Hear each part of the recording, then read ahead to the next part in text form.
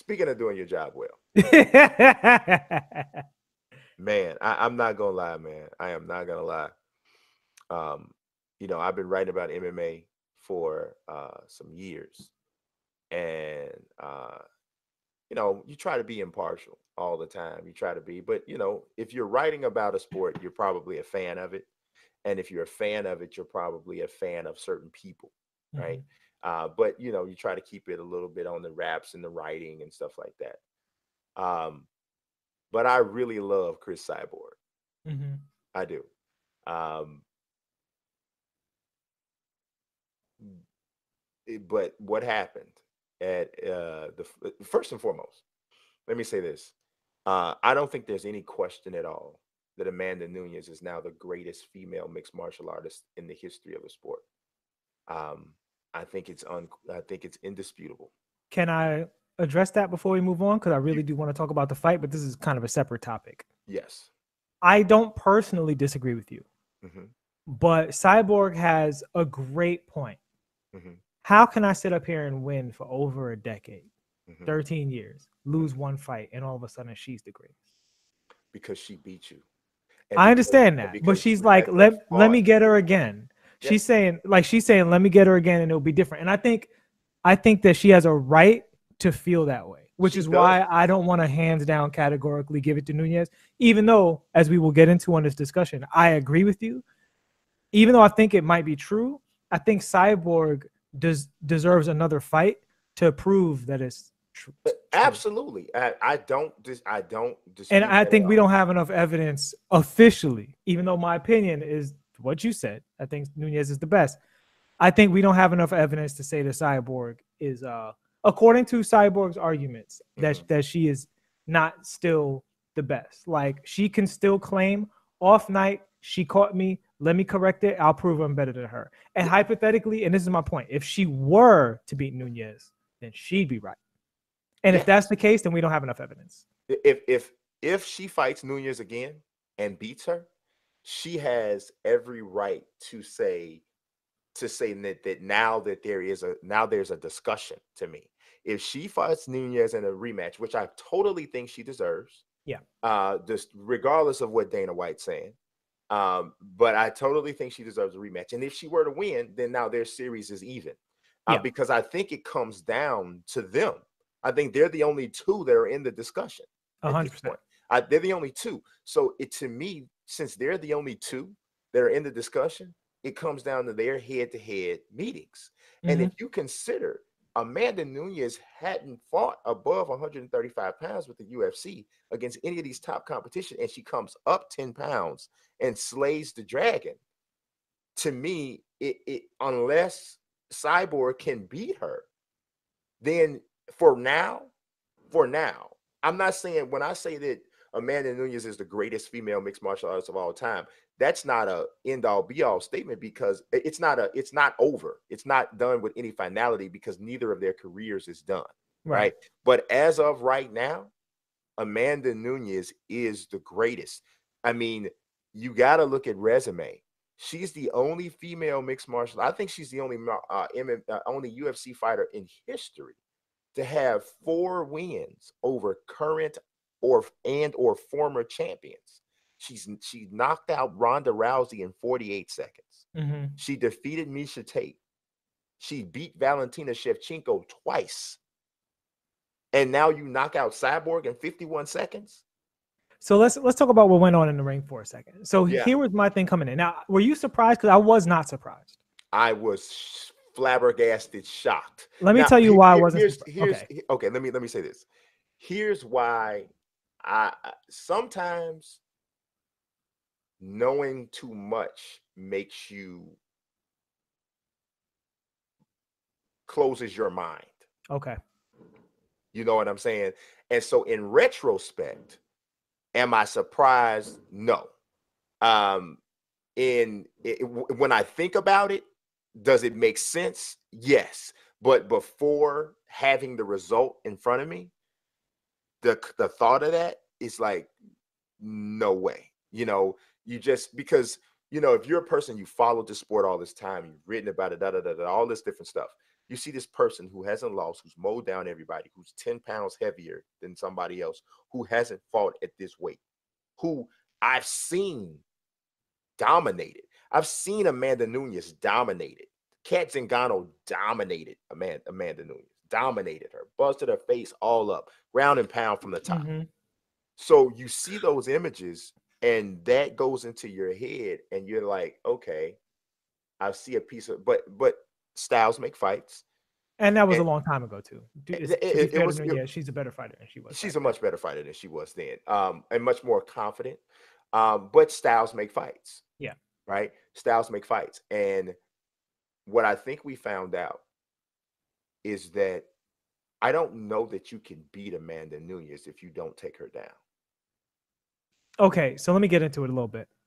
The reason I wasn't surprised, and you're probably not going to like this at all, women's MMA is in a younger state than men's MMA. Yes. So it has to go through the same evolution to some degree. And in men's MMA, we had a lot of guys who today wouldn't be well-rounded enough to win, but they were able to win for various reasons that we got information on. And women's combat sports in general isn't as old as men's combat sports. So my only question going into this fight was, when it comes to women fighters, I think women's MMA is the best we've seen women fight each other. And Cyborg and Nunes and the women at the top of the sport are the best female fighters of any category that I've personally seen. I think it is moving forward rapidly as their training goes more and more side by side with the men. They got people crossing over camps. They're getting information faster. Their training is starting to look the same. But there are things we've not found out about women fighting each other. And my one question was, when you go up in weight class, what gives first, the chin or the power? Because with men, we know that the power can last about, I would say arguably 2 divisions up. You get about 15 pounds up. There's some aberrations, but some aberrations, right? But for the most part, 15 pounds up and you don't have knockout power anymore. I think, honestly, I think that's actually, it's less than that. It could be. It could be. It's less than that. It's less than that. It's actually usually more like 5 to 7 pounds. Usually. Yeah, but if somebody, like a guy like John, who career-wise could have fought at 185 because he was so skinny, who will probably have knockout power up to 230, 240, 250 because of how he's built, how accurate he is, and the fact that men's upper body strength has a higher ceiling proportionately. So but also what happens is, as men get bigger, their heads start getting bigger too, like we talked about with McGregor and Mayweather. And Bevan Lewis, did you see that Bevan Lewis Uriah Hall fight? I actually haven't seen that one yet. Oh, I've been meaning to catch up to that one. Bevan Lewis has to wear a size 10 hat. I mean, and I got a big head, but Devin Lewis, I'm trying to tell you, he looked like he had on like a helmet strapped around his own head. It was a massive. And a guy with a head like that is a different physical thing to overcome. Women are built differently, as much as we're learning about this as time goes on in every category. So my question was, can Nunes move up in weight class legitimately? Because I think she's a much, much, much better fighter than Chris Cyborg. And if she can move into that weight class legitimately, I think she's not just going to win, but I think she could beat her up, because Chris Cyborg's magical power is really the fact that physically she's very overwhelming. And we've seen that with men before. And then somebody comes along who can withstand that and is a better fighter. And then that guy, everybody else is like, oh, okay. And they just start fighting different people who don't get outmatched that way, or they figure out what the answer is. I thought that was very possible in this fight, because I really think that from a fighting standpoint, they are not in the same class as fighters, but that Chris Cyborg's physical advantages are so much that she doesn't need to be a better fighter than you to maul you. And that's why that's the main reason I agree with you when you say Nunes is the greatest. Now, Cyborg's thing is basically, I didn't know she could hit that hard. I let her punch me in the face. I'll approach her differently next time and it'll go different. I don't think she has the skill. Same as what you were saying before. When you hear Nunes break down the fight, you hear what she's saying. She's talking about her coaches. She's talking about her camp. She's saying she's going to fight this way. She's going to create these openings. All I have to do is wait, get the openings, and execute. Cyborg, she's talking nonsense, basically. She sounds like somebody who, yeah, she can fight. I'm not saying she's bad. Obviously, she's beaten all these women before. But what are we saying? There's only so many women at the size that can even fight. So the information is a little skewed because she's always at such a great physical advantage. That's like if we had a 275-pound man, like if LeBron James or Zion Williamson just started fighting MMA and they fighting a bunch of guys at 235, and eventually we just have to be like, we got to find some big dudes to fight you. You know, we can't really call you the greatest because you're at such a physical advantage. Yeah, you're the best because you're in an advantage. And I think that's where Cyborg was. And what happened with Nunes, I was not surprised because from every technical striking standpoint, I feel like Nunes is superior. I feel like she has every advantage from a technical standpoint. And the fact that she took 9 months off to build that strength properly and didn't just, eat a bunch of Wendy's and then show up in 3 months, I think that was what did it. And I wouldn't doubt if Cyborg could never beat that woman. I think Nunes could beat her 5 times in a row. I don't think it was a fluke. I think she was just outmatched. Well, most of that I disagree with. I figured you would. Most of that I disagree with. I do. Amanda Nunes is a technically sound striker with big time power. Mm-hmm. Okay, she is a very good grappler, but not a great grappler. Mm-hmm. Chris Cyborg lost this fight, and I'm not saying she wouldn't lose again if she changes, but she lost this fight because she did not respect her opponent properly. Now, maybe she respects her in a rematch and still loses, because I think the biggest thing that we saw was that Amanda Nunes could hurt Cyborg, and that's what we weren't sure about, right? So now we know that, right? So now Cyborg knows that. So now in a rematch, when you have the proper respect for your opponent and you approach it as such, now what happens? The thing with Cyborg is Cyborg had never been stunned. Never. She lost the first fight ever that she ever had, and it was because she got caught in a submission. She wasn't hurt, okay? And it was the first pro fight she'd ever had. She hadn't lost a fight since then. As you said, she mauled people. Mm-hmm. And the technique that she does have, she hadn't had to use it in a long time. She hadn't had to use it. But Cyborg is a high level boxer. High level. Like, I train and spar with Clarissa Shields, who is the greatest female boxer in the world right now, and can not be embarrassed in those fights. She doesn't beat her, but she's not embarrassed, to the point where professional boxing trainers are validating that Cyborg has an opportunity to do some things as a boxer. When she fought Nunes on Saturday, her concept was, I'm going to tear this little girl to pieces. She's too small. She's never been hit by anybody like me. But she did not realize that this girl can pop. And when she got hurt, because it was such a foreign place for her and such a situation that she never dealt with, she did not know how to respond. The first time she got stuck, you saw her get dazed. But what immediately kicked in for her was, I got to go get it back. I got to go get it back. So she wants to immediately start to land. And that is the wrong approach. But Nunes's camp knew that was going to be her approach.